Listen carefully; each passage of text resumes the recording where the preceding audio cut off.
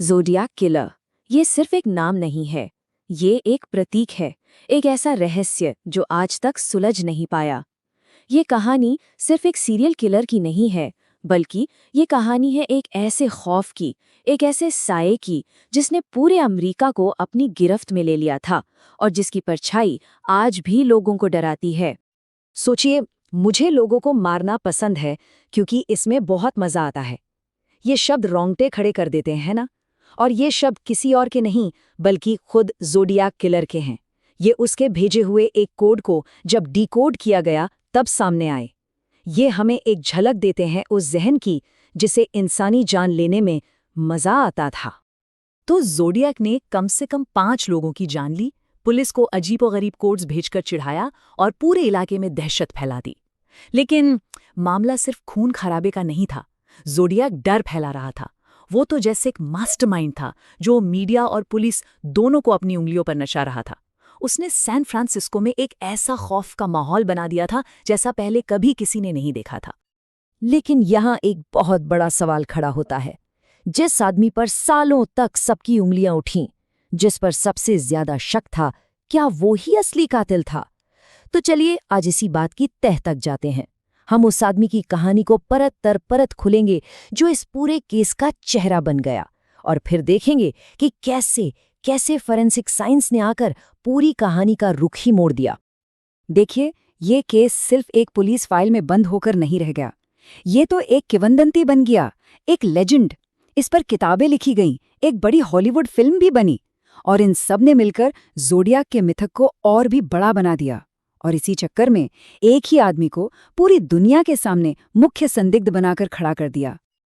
अब ये सब कैसे हुआ, इसे समझने के लिए हमें जरा वक्त में पीछे चलना होगा, उस दौर में जब ज़ोडियाक का खौफ शुरू ही हुआ था, जब वो सिर्फ एक कातिल था, कोई किंवदंती नहीं। तो साल था 1968 का, दिसंबर का महीना।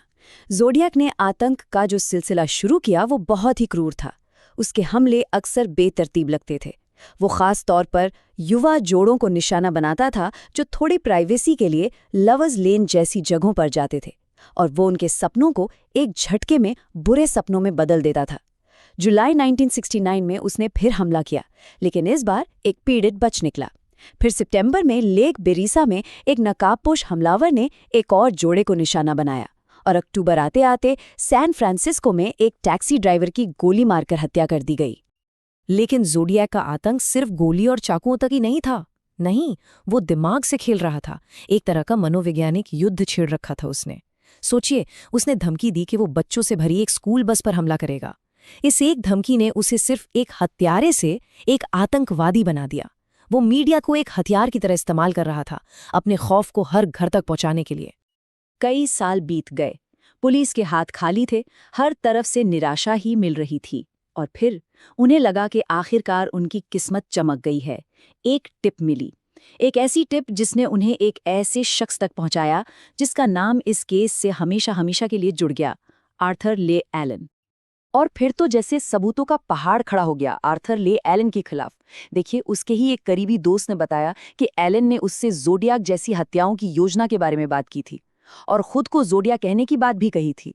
इतना ही नहीं, वो रहता भी वहीं था, वेलेजो में, जहां पहले 2 कत्ल हुए थे।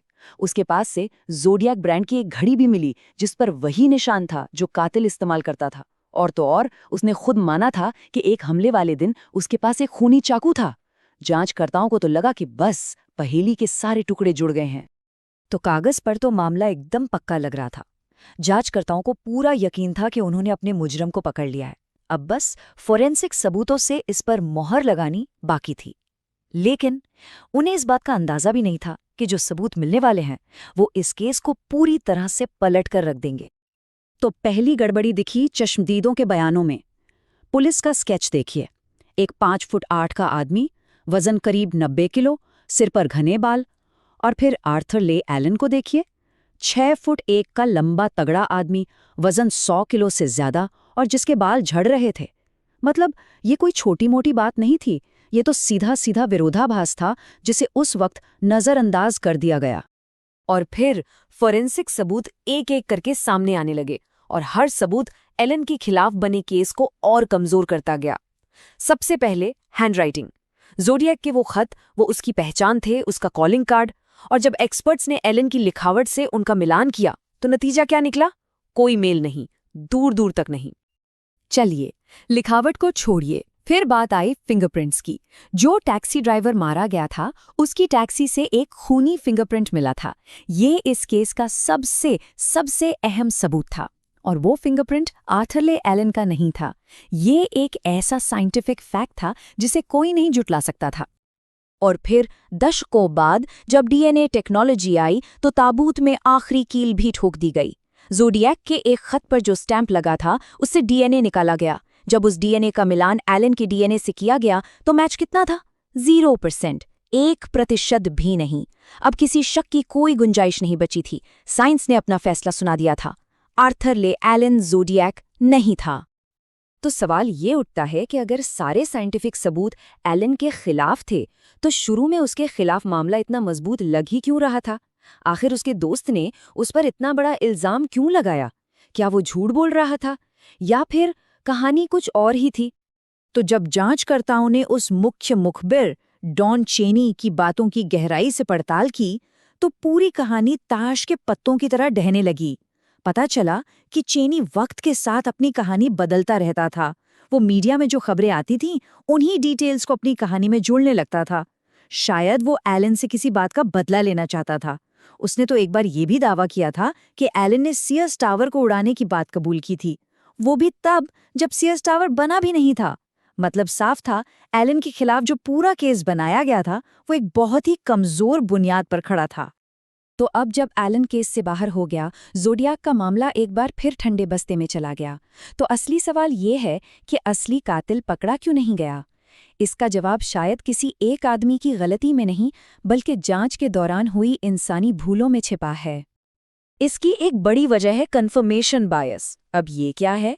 देखिए, आसान शब्दों में इसका मतलब है कि जब हम किसी बात पर यकीन कर लेते हैं तो हम सिर्फ वही सबूत ढूंढते हैं जो हमारी बात को सही साबित करें, और उन सभी सबूतों को नज़रअंदाज कर देते हैं जो हमारी सोच के खिलाफ जाते हों। इस केस में भी यही हुआ। जांचकर्ता ये मानने के लिए इतने बेताब थे कि एलन ही दोषी है कि वो उन सारे सबूतों के लिए अंधे हो गए जो चिल्ला चिल्लाकर कह रहे थे कि वो गलत रास्ते पर हैं।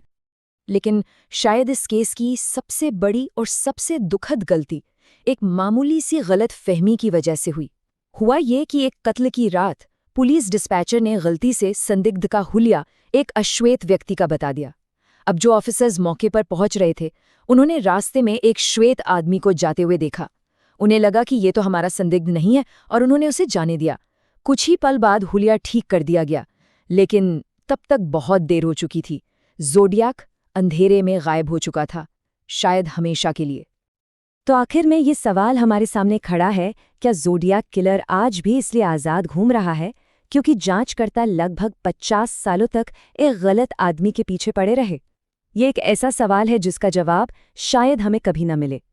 लेकिन ज़ोडिएक की ये कहानी एक बात तो ज़रूर सिखाती है कि सच्चाई अक्सर उतनी सीधी नहीं होती जितनी हम सोचते हैं, और इंसाफ की तलाश में सबसे ज़रूरी है कि हम अपनी सोच को किसी एक दायरे में बांधकर न रखें।